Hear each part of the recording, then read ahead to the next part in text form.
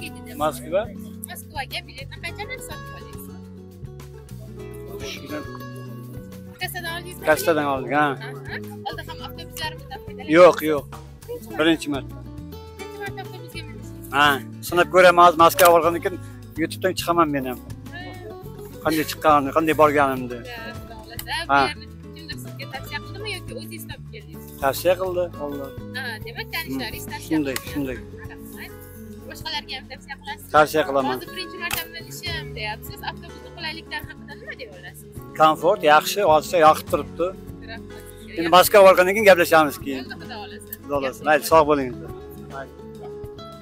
Assalomu alaykum. Assalomu alaykum, yaxshimisiz? Moskvaga Moskvaga biletni qanchadan sotib oldingiz? 855 ming. Aha, 865 ming. Ha? Aha. Biletni qayerdan xarid qildingiz? Kassadan yoki Kassadan. Ha, kassadan olyapsiz-a? Hozir faqat o'zingiz ketyapsizmi yoki tanishlaringiz ham? Tanishlarim bor, 4 kishi bo'lib keldilar. Siz ham tanishlarisiz. Siz ham Moskvagami? Menga predlagatsiya men ham ketyapman. Buni bu yerni sizga kimdir tavsiya qilishdimi? Ha, O'zi yoki topib keldingizmi? Tavsiya qilishdi. Shuning uchun keldik bu yerga. Oldin avtobuslardan foydalanganmisiz? Foydalanganman oldindan. Qulayliklari haqida nima deya olasiz? Qulaylik haqlarda yaxshi hozircha.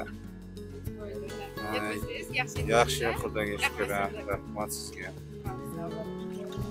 Bizni kuzatishda davom eting, qadrli yurtdoshlar.